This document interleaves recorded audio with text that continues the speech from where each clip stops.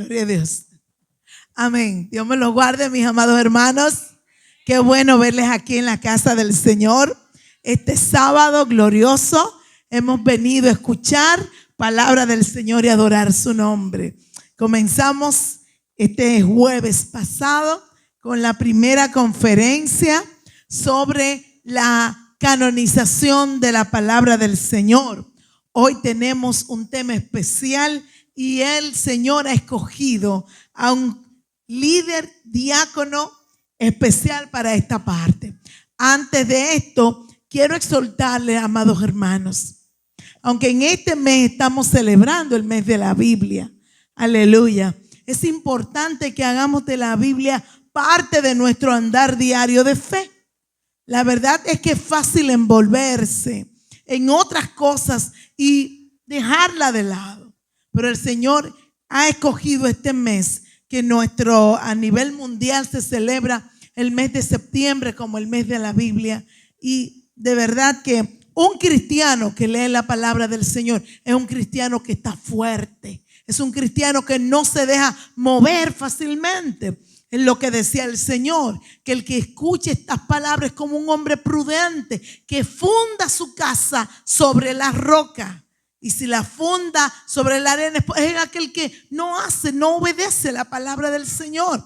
Y cuando van a venir los vientos, las lluvias y la tempestad, después va a irse con el primer ventarrón. Pero el que está firme en Cristo, en la palabra, ese permanece, aleluya, para siempre.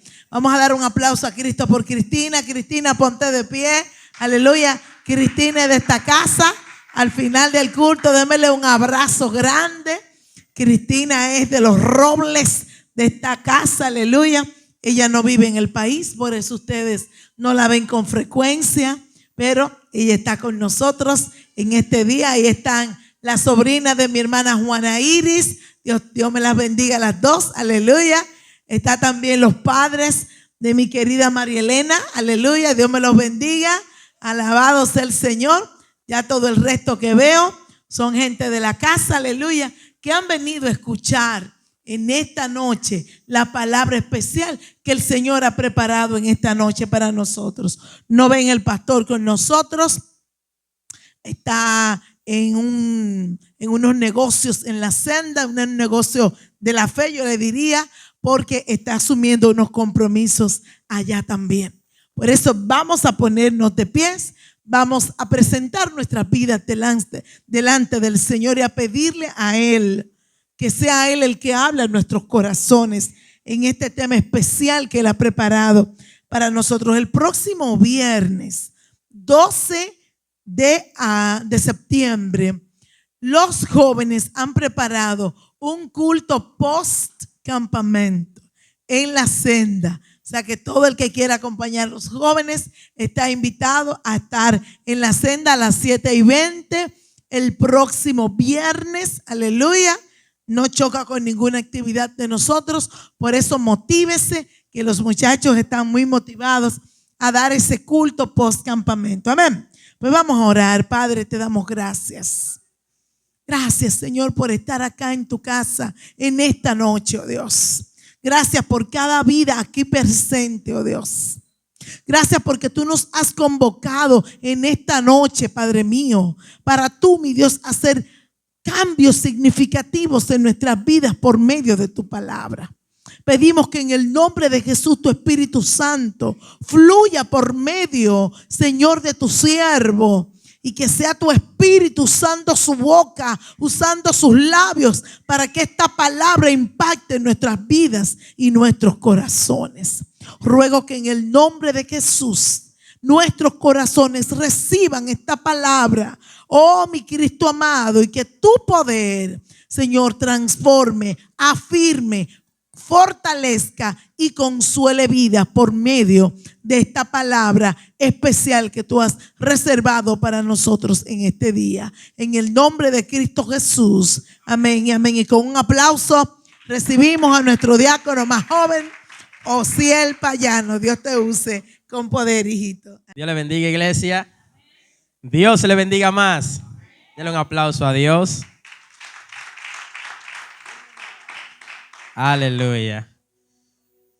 Bueno, yo creo que es la primera vez que yo siento tanta presión para predicar la palabra de Dios. Quizá por el tema que se me ha dado, quizá por la semana que es, pero creemos que Dios se va a glorificar y Dios va a hablar a nuestros corazones. Amén. Mire, el tema que se me ha asignado para esta semana de la Biblia es la inspiración divina de la palabra de Dios. Y el jueves, nuestro hermano Elvis dio un estudio magistral.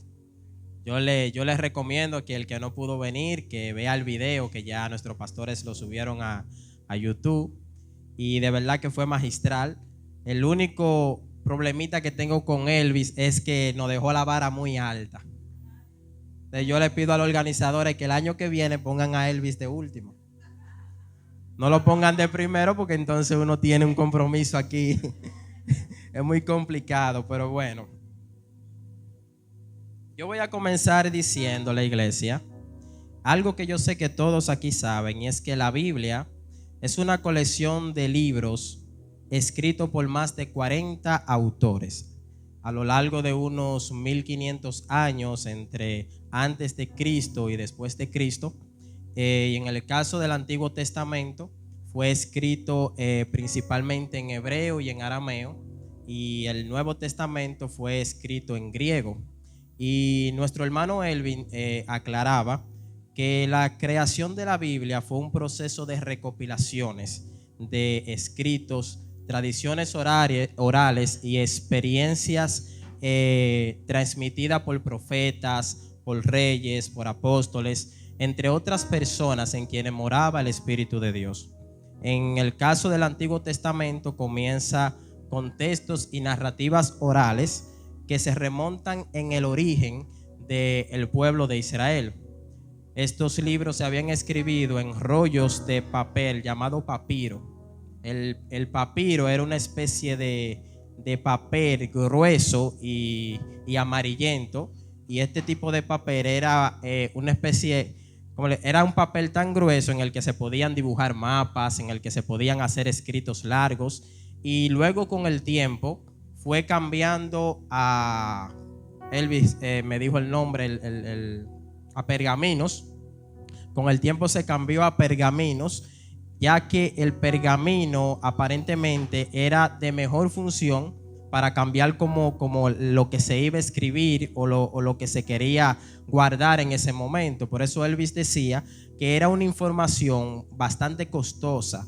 O sea, el pergamino se hacía de las pieles de los animales, como por ejemplo ovejas, cabras, y esto implicaba que era un gasto. O sea, conocer, leer, tener acceso a ese tipo de información tan profundo de la palabra de Dios implicaba gasto, implicaba dinero, era muy caro. Y Elvis decía el jueves que nosotros muchas veces ni siquiera valoramos lo que Dios nos ha dado. Hoy en día con 800, 500 y hasta Elvis, que a cada rato vive ofreciendo Biblias regaladas, no valoramos el hecho de que hoy en día tenemos una Biblia física. En aquel tiempo era más difícil. Sin embargo, Dios en este tiempo nos ha permitido tener una Biblia física para que nosotros le demos uso, sea esta, sea por el celular, sea por cualquier método. Lo importante es que usted tenga una conexión con la Biblia, que usted estudie la Biblia. Muchas veces nosotros tenemos la mala costumbre de leer la Biblia para predicar, y la Biblia no se lee para predicar, la Biblia se lee para vivirla, y como usted la lee para vivirla, entonces usted predica con su ejemplo. Amén. Aleluya. Ahora bien, ¿quiénes fueron los autores de escribir el Antiguo Testamento? Se puede mencionar a Moisés, Isaías, Jeremías, Ezequiel, David, Salomón. Pero lo más importante de esto no es tanto quienes escribieron la Biblia, sino saber que quienes la escribieron si eran hombres que estaban llenos del Espíritu de Dios. Recuerde que el tema del mensaje es la inspiración divina del Espíritu de Dios. O sea, no había forma de que hombres que escribieran cualquier libro si no tuvieran la inspiración divina del Espíritu Santo, haga y dé los resultados que hoy en día nosotros estamos viendo. Gente convirtiéndose a Cristo, gente creyendo en Cristo, gente aceptando que Dios existe. O sea, yo no entiendo cómo hay ateos que dicen que Dios no existe, cómo hay gente que todavía ponen en duda, y cómo es que una Biblia que según ellos no tiene ninguna importancia pudo acaparar, pudo captar la mente de tantas personas como usted y como yo, para que hoy en día creamos en lo que se inspiró para que sea escrito en esta palabra. O sea, es algo como que sin lógica. Como que algo que no fue inspirado por el Espíritu de Dios, como es que algo que no fue inspirado por algo sobrenatural como el poder de Dios va a causar tanto efecto durante tantos años, durante tanto tiempo, y después que nosotros nos muramos, si es que Cristo no viene, seguirá causando efecto, seguirá llamando la atención. Porque si hay algo indiscutible es que la palabra de Dios es poder. La palabra de Dios convence. La palabra de Dios vivifica. La palabra de Dios restaura. Aleluya.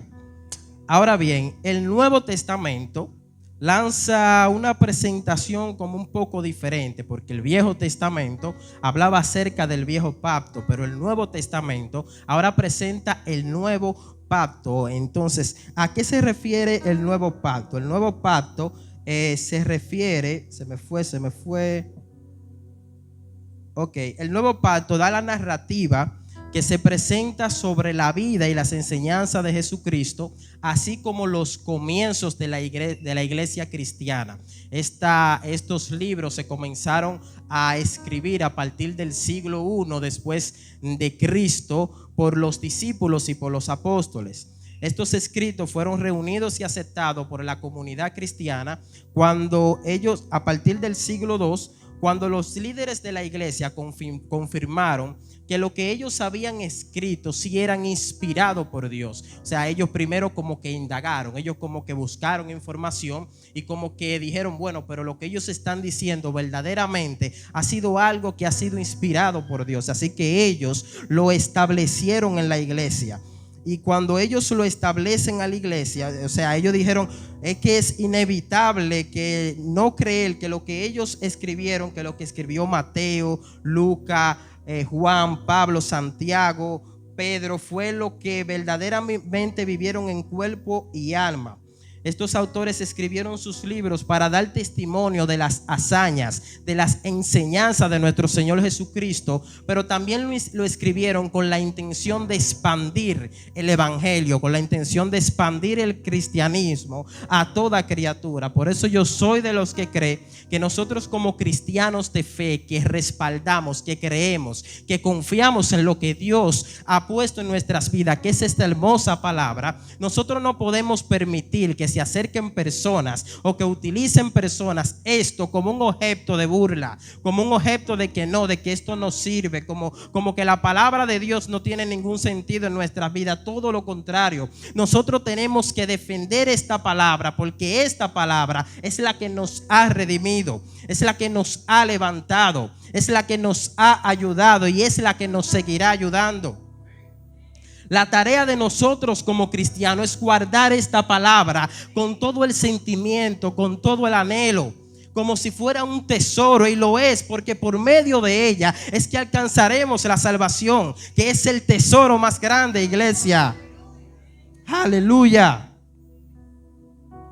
Mire, yo no sé si usted en el caso suyo, pero por lo menos en el caso mío, yo recuerdo que cuando yo tenía alrededor de 8, 9, 10, 11 años de edad, yo era un niño muy mañoso para la comida. O sea, yo era muy selectivo.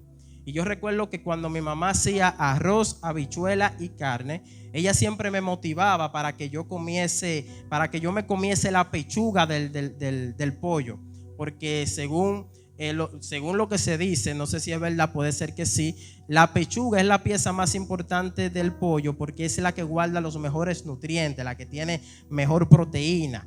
Y ella siempre me decía, hijo, cómete la pechuga porque la pechuga no solamente te va a saciar, sino que te hará crecer como un joven saludable. Y ella siempre insistía en eso, pero yo era muy selectivo. A mí solamente me gustaba el muslo y yo solamente cogía el muslo. Con el tema de la habichuela por igual, yo recuerdo que ella me decía: cómete los granos de la habichuela, porque eso es lo que tiene la proteína. Y yo me comía nada más la crema de la habichuela. O sea, yo era muy selectivo. ¿Y por qué le menciono esto? Le menciono esto porque nosotros como cristianos también cometemos el mismo error con la palabra. Y nosotros tenemos que entender que la palabra de Dios es inspiración de Dios. De manera que el consumo de la palabra de Dios no debería de ser selectivo. El consumo de la palabra de Dios debería de ser completo. Nosotros tenemos muchas mañas y es que a veces queremos tomar versículos, cortarlos y sacarlos de su contexto para argumentar en nuestros ideales carentes de conocimiento. Y cuando nosotros hacemos esto, lo único que nosotros estamos haciendo es provocarle daños colaterales al ejército de Dios. Pero ¿cómo podemos nosotros reparar el daño que ya se ha causado en este tiempo? ¿Cómo podemos nosotros reparar esos daños? Por causa de muchos líderes que no utilizan la palabra de Dios de forma completa y que nada más quieren estar sacando párrafos cortos para alimentar sus ideales. Para nosotros poder reparar ese daño, nosotros tenemos que volver a la cultura del estudio de la palabra. Y usted se preguntará por qué yo utilizo el término volver. Déjeme decirle que un tiempo atrás esta cultura se fue perdiendo. La cultura de sentarte con tu familia a estudiar la palabra de Dios poco a poco se ha ido perdiendo.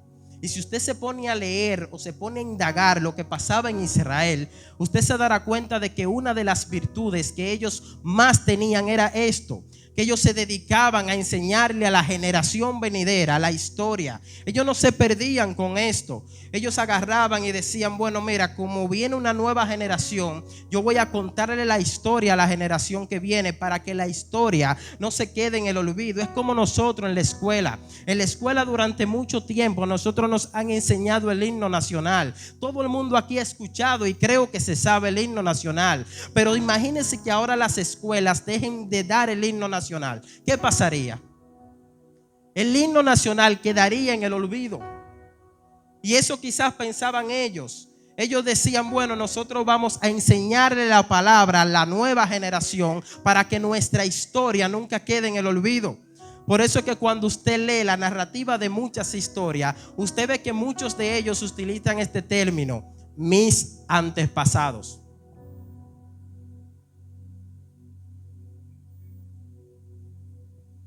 Y si dice mis antepasados, denota que se está hablando de un tiempo en el que ellos no estuvieron, o en el que si ellos estuvieron, eran muy pequeñitos y no tenían la conciencia clara de lo que estaban pasando.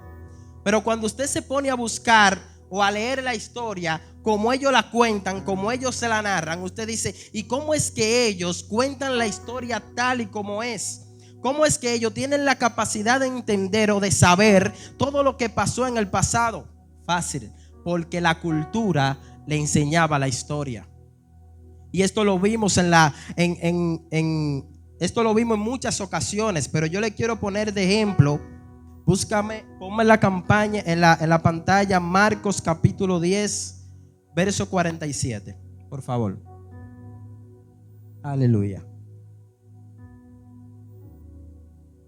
Ponlo desde el inicio, creo que el 46. Dice: entonces vinieron a Jericó, y al salir de Jericó, él y sus discípulos y una gran multitud, Bartimeo el ciego, hijo de Timeo, estaba sentado junto al camino mendigando. Y oyendo que era Jesús Nazareno, comenzó a dar voces y a decir: Jesús, hijo de David, ten misericordia de mí. Y muchos le reprendían para que callase, pero él clamaba mucho más: Hijo de David, ten misericordia de mí. Entonces Jesús, deteniéndose, mandó llamarle. Llamaron al ciego diciéndole: ten confianza, levántate, te llama. Pero yo me pregunto, ¿Cómo es que un hombre ciego y en una condición de mendigo estaba mendigando, estaba pidiendo? Muy probable que su ceguera haya sido desde su nacimiento, muy probable. ¿Y cómo es que esta persona tenía el conocimiento de saber que Jesús era descendiente de David? Porque la cultura de Israel le enseñaba la historia. Pero también podemos ver en Juan capítulo 4, el verso 7, del 7 al 16, vino una mujer samaritana a sacar agua y Jesús le dijo: dame de beber. Pues sus discípulos habían ido a la ciudad a comprar de comer. La mujer samaritana le dijo: ¿cómo tú, siendo judío, me pides a mí de beber, que soy mujer samaritana? Conocimiento. Porque judíos y samaritanos no se tratan entre sí. Conocimiento. Respondió Jesús y le dijo: si conocieres el don de Dios y quién es el que te dice dame de beber, tú le pedirías y él te daría agua viva. Luego la mujer le dijo: Señor, no tienes con qué sacarla y el pozo es hondo. ¿Dónde pues tienes el agua viva?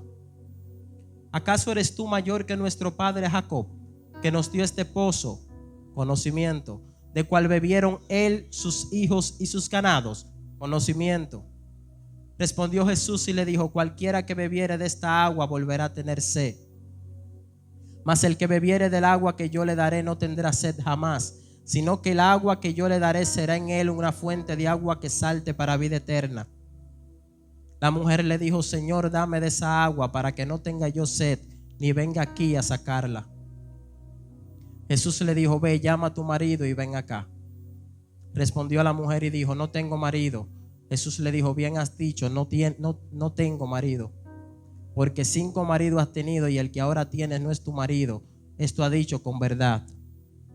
Le dijo la mujer: Señor, me parece que tú eres profeta. Entonces yo me pregunto, ¿cómo es que una mujer en esa condición, una mujer prostituta, una mujer que vivía una vida aparentemente de pecado, que vivía de allá para acá, teniendo marido por allá y por acá, o vivía una condición de prostitución, cómo es que una mujer de esta condición tenía tanto conocimiento? Porque la cultura le enseñaba la historia. Pero no solamente se trata de ella. Josué fue educado en la palabra de Dios, por eso tenía perseverancia. Samuel fue educado en la palabra de Dios, por eso se dedicó al templo. David fue educado en la palabra de Dios, por eso tenía tanta valentía. Daniel fue educado en la palabra de Dios, por eso era tan inteligente. Ya que en la inspiración divina, los únicos efectos que va a traer a nuestras vidas es que nuestra alma prospere. Y el mensaje aquí es claro. El mensaje aquí equivale a una sola causa, y es que nosotros como iglesia, como padres, como líderes, tenemos que prestar atención a una sola cosa, y es a volver la cultura del estudio de la palabra. Es a volver a tener ese amor y esa pasión de enseñarle a aquellos que no saben quién era Jesús, enseñarle a aquellos que no saben quién era Moisés, enseñarle a aquellos que no saben quién era Abraham. Nosotros tenemos el compromiso de que nuestros hijos, y yo aquí me estoy metiendo en un terreno que quizás mañana puede que me arrepienta porque tengo un niño pequeño, pero sí me comprometo a que como padre él tiene que saber quién era Jesús, quién es Jesús, por qué vendrá también. Nuestro compromiso como líderes, como padres, como diáconos, como pastores, es que la iglesia crezca en el conocimiento del mensaje de la salvación. Educar a nuestros miembros, educar a nuestro entorno en la palabra de Dios es lo que nos ayudará a no ser engañados en los tiempos venideros. Segunda de Timoteo capítulo 3. Lo voy a leer aquí. Dice: también debes saber esto, que en los postreros días vendrán tiempos peligrosos, porque habrá hombres amadores de sí mismos, ávaros, vanagloriosos, soberbios, blasfemos, desobedientes a los padres, ingratos, impíos, sin afecto natural, implacables, calumniadores, intemperantes, crueles, aborrecedores de lo bueno, traidores, impetuosos, infatuados, amadores de los deleites más que de Dios, que tendrán apariencia de piedad, pero negarán la eficacia de ella. A esto evita, porque estos son los que se meten. Voy a volar esa parte, dice el 7. Están siempre aprendiendo, nunca pueden llegar al conocimiento de la verdad. Y de la manera que Janes y Jambres, escuche bien estos dos nombres, Janes y Jambres resistieron a Moisés, así también estos resisten la verdad. Hombre corrupto de entendimiento, réprobos en cuanto a la fe, mas no irán más adelante, porque su insensatez será manifiesta a todos, como también lo fue para aquellos. Y a mí me gustaría preguntarle a la iglesia, ¿alguien aquí sabe quién fue Janes y Jambres? ¿Alguien recuerda de estos dos personajes? Que no sea Elvi, por favor. Aleluya. Yo tampoco sabía, yo no me recordaba por si acaso. Fue en medio del estudio que me llegó. Estos fueron dos hermanos magos en el tiempo de Moisés. No sé si alguien aquí llegó a ver una película o lo voy a decir claro, una novela que anda por ahí de Moisés y los 10 mandamientos. Aleluya. Había una novelita por ahí, una película que presenta la escena de dos magos que ellos confrontaron a Aarón. Aarón tiró la vara y la vara se convirtió en serpiente. Y ellos tenían ciertos trucos para que pareciera como si también hubiese hecho lo mismo. Y de esa manera el milagro de Aarón al tirar la vara no tuviera credibilidad o fuera algo común.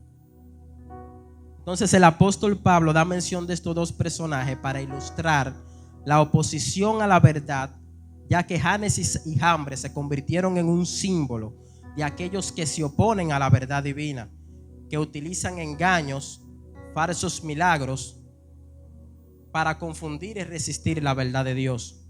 Y en la enseñanza de Pablo a Timoteo, que fue acerca de lo que yo leí, estos magos representan a los falsos maestros, que aunque tienen apariencia de piedad, lo único que hacen es confundir a la gente y apartarlos de la fe. Pero hay algo que nosotros como cristianos debemos de tener claro en este tiempo.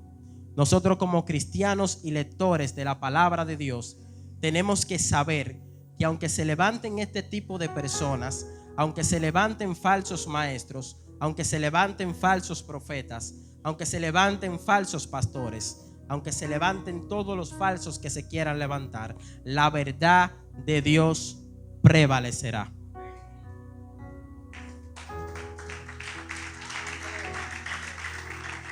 Se levante quien se quiera levantar, dure el tiempo que quiera durar, busque los miembros que quiera buscar, engaña a la gente que quiere engañar. Dice la palabra de Dios que en algún momento no seguirán más delante, y que la palabra de Dios, la verdad de Dios, que es esta, es la que va a prevalecer. Esa nunca se va a acabar, esa nunca se va a detener, porque la palabra de Dios permanece para siempre. Y continúa diciéndole: pero tú has seguido mi doctrina. Me encanta cuando él utiliza el pero. Pero tú has seguido mi doctrina, conducta, propósito, fe, longanimidad, amor, paciencia, persecuciones, padecimientos, como los que me sobrevinieron en Antioquía, en Iconio, en Listra, persecuciones que he sufrido, y de todas me ha librado el Señor. Y también todos los que quieren vivir piadosamente en Cristo Jesús padecerán persecución. Mas los malos hombres y los engañadores irán de mal en peor, engañando y siendo engañados. Pero, le dije que me encanta el pero persiste tú en lo que has aprendido y te has persuadido.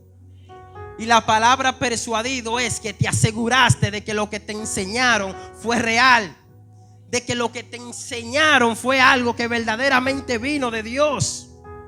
Aleluya. Sabiendo que has aprendido y que desde la niñez, ¿vieron el compromiso que hice con mi hijo? Desde la niñez has sabido las sagradas escrituras, las cuales te pueden hacer sabio para la salvación por la fe que es en Cristo Jesús. O sea que la salvación de nuestros hijos dependerá de que yo le enseñe de esta salvación. Aleluya. Pero ¿de quién fue que aprendió Timoteo? Hubieron dos personajes antes de Pablo. Dilo, Yajaira, dilo duro. Amén. Quienes primero enseñaron a Timoteo fue Eunice y Loida. Esos fueron los primeros. Primero su abuela le enseña a su madre, luego su madre le enseña a su hijo, y luego su hijo, ya con una plataforma sólida, una base sólida de lo que es el evangelio, entonces va y busca la instrucción de uno que se llama Pablo. Aleluya. Y continúa diciéndole, y le da el consejo, le da la advertencia más sabia que se le puede dar a un joven. Le dice: toda la escritura es inspirada por Dios. Como quien dice, no te quedes solamente con lo que aprendiste de tu abuela, de tu madre y de mí. Es toda. Recuerdan el inicio del mensaje que solamente tomamos partecitas, las que nos conviene. Es toda. Toda la escritura es inspirada por Dios.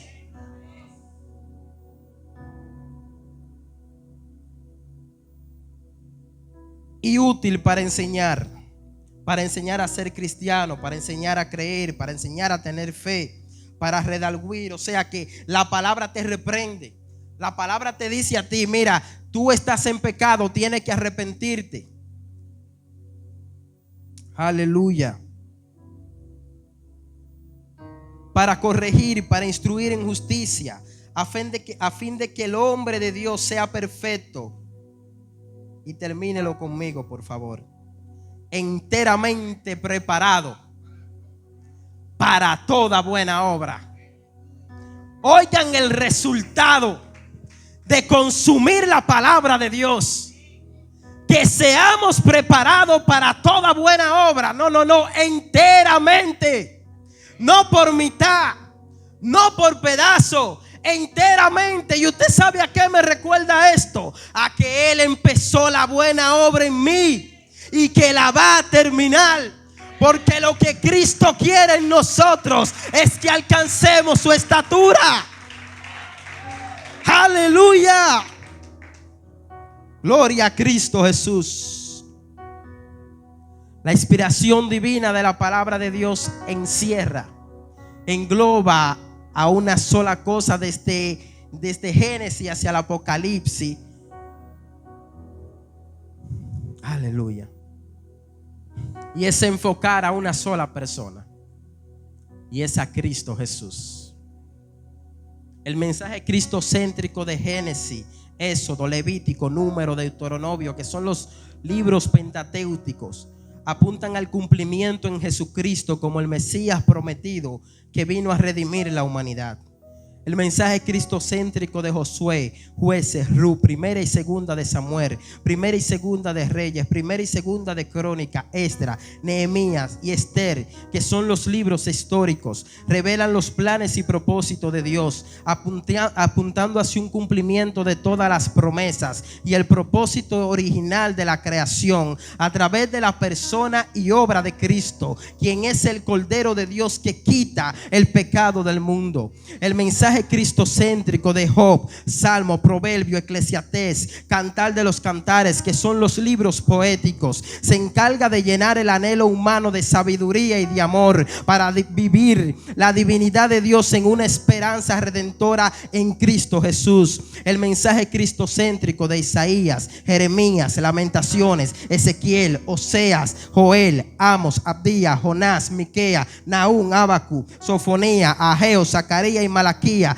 se centra en la venida de un Mesías venidero que traerá salvación, la restauración del pueblo de Dios y el cumplimiento de la promesa de un nuevo pacto y el reino de Dios. Todo esto finalmente se cumple en la persona y obra de Cristo, que es el Mesías encarnado.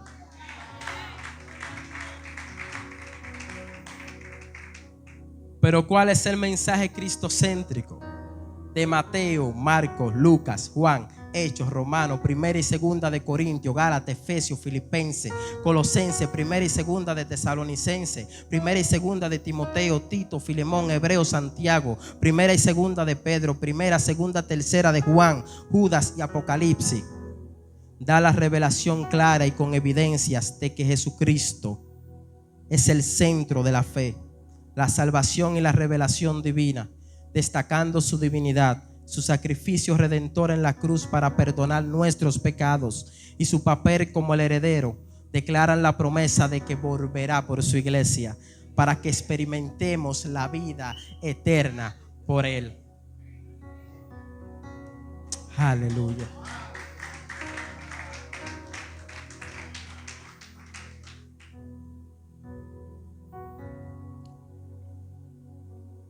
Quizás no es mucho que decir, pero sí es lo necesario. Iglesia, estamos en el tiempo en el que ya deberíamos provocar el avivamiento. Pero no el avivamiento momentáneo de un culto, de un campamento juvenil o de un culto especial. Es el del avivamiento, de que volvamos a entrar esta costumbre como la tenía Israel, de llevar, de enseñar el mensaje.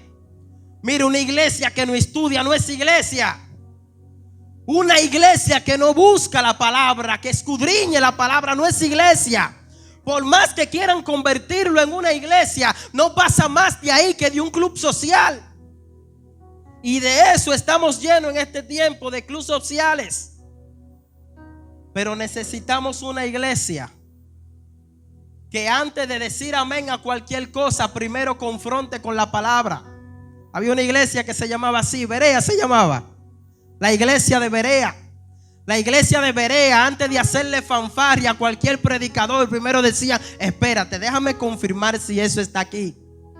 Déjeme buscar a ver si lo que él está diciendo verdaderamente es la inspiración divina de Dios. Pero hoy en día lo único que tenemos son porristas en la iglesia que quieren hacerle fanfarria y decir amén a todo lo que escuchan. Y muchas veces nosotros caemos en ese error. De hecho, hay cultos donde se predica de una forma tan genuina, un mensaje tan poderoso, un mensaje tan cristocéntrico. Y cuando se acaba el culto y usted nos pregunta, le dice: ven acá, ¿y cómo estuvo el culto? Te dicen: bueno, estuvo bien. ¿Y de qué he predicado? No me acuerdo, pero se movió Dios. ¿Y cuál fue el versículo que dijeron? No me acuerdo, pero estuvo glorioso. Y caemos en ese error. Caemos en el error de convertirnos en porrista dentro de la iglesia. Y Dios no quiere porrista. Dios quiere un pueblo preparado para que cuando vengan los falsos maestros, cuando vengan los falsos profetas, cuando venga alguien a querer adulterar este púlpito, estemos preparados para resistir y para poner en alto la verdadera palabra. Necesitamos una generación de hombres y mujeres que se preparen y digan: ven, estoy preparado para escuchar tu sermón. Y si estás correcto, te digo amén, te digo gloria, me paro, alabo al Señor. Pero si estás en lo incorrecto, lamentablemente, yo no voy a ser partícipe de que otros aposten a tu fe. Yo sí seré partícipe de que otros aposten a la fe de Cristo. Yo sí seré partícipe de que otros aprueben esta palabra, de que otros vengan y comiencen a persuadirse como Timoteo, que escuchen pero vayan y comiencen a indagar. Yo sí seré responsable de esto, yo sí me comprometo a esto. Pero si usted no está predicando lo que dice aquí, si usted no está predicando lo que dice aquí, usted pasa a ser como aquellos que estaban preparando un potaje y en medio del potaje echaron adulteración, echaron calabaza silvestre y era veneno, echaron algo que estaba dañando, que iba a contaminar a los profetas. Pero necesitamos que se levante uno y diga: espérense, no coman de eso porque hay muerte en la olla. Eso es lo que la iglesia necesita.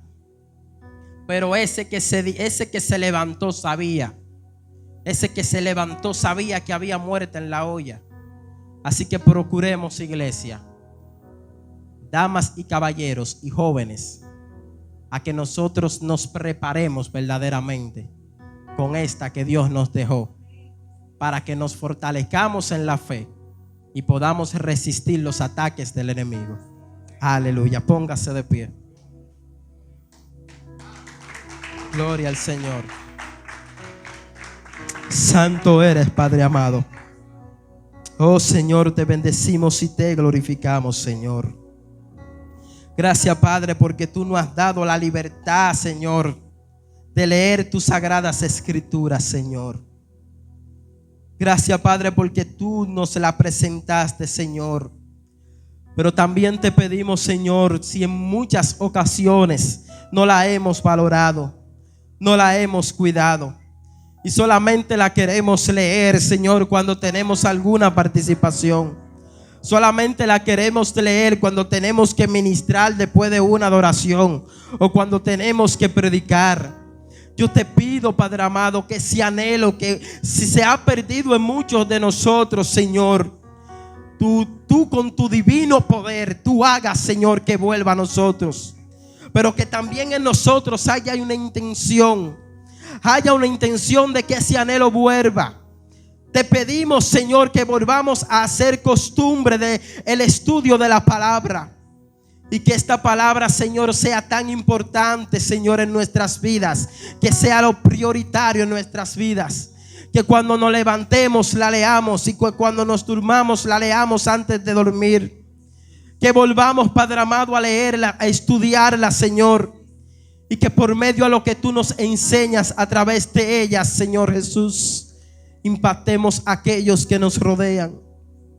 Para que de generación en generación esta palabra se siga mencionando. Esta palabra no quede en el olvido. Porque nuestros hijos necesitan escuchar de ti para ser felices.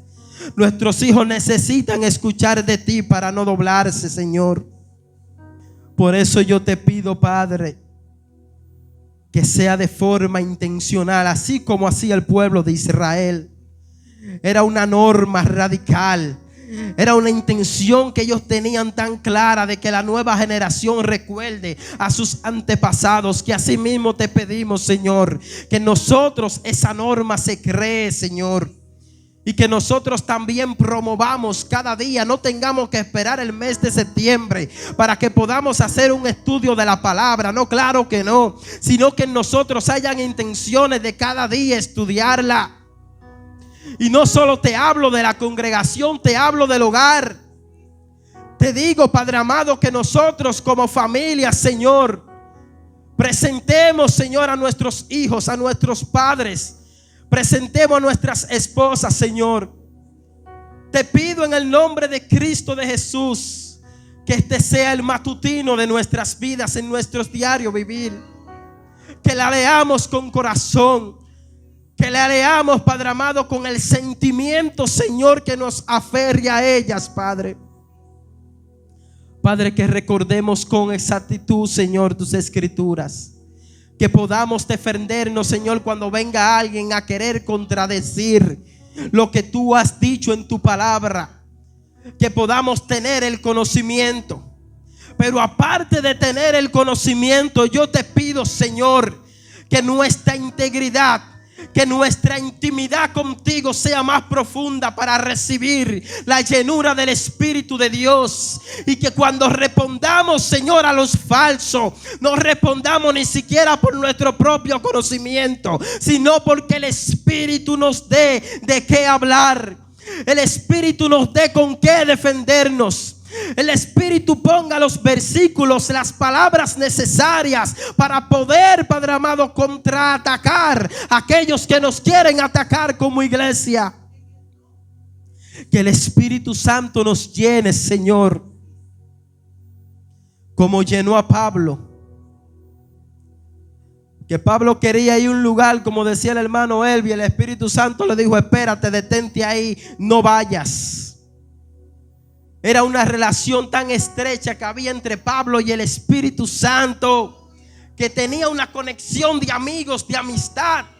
Y si el apóstol Pablo pudo, nosotros también podemos, iglesia. Por eso te pido, Dios, que tú pongas eso en nosotros. Te pido, Señor, que la llenura del Espíritu Santo se vea de forma diaria. Pero si hay algo que he aprendido, Señor, es que para eso tenemos que mostrar nuestro cuerpo en sacrificio. Y tenemos que, en vez de hacer otras cosas, aprovechar el tiempo y leer tu palabra. En vez de ponernos a ver una serie, pongámonos a estudiar la Biblia. Y no te digo que no la puedes ver. No te digo que saques un momento para socializar, para ir al cine, para compartir con tus amistades. Claro que no, porque tampoco me voy a convertir en una persona religiosa. Pero sí te voy a decir algo, y es que la prioridad en tu vida primero tiene que ser la palabra. Primero tiene que ser la oración. Primero tiene que ser el ayuno. Primero tiene que ser que tu cuerpo se muera para que Cristo viva. Como dijo Juan el Bautista, es necesario que yo mengüe para que Él crezca. Oh, mi Padre amado, solo te pido esto, Señor. Ayúdanos, Padre amado, porque sin tu fuerza no podemos.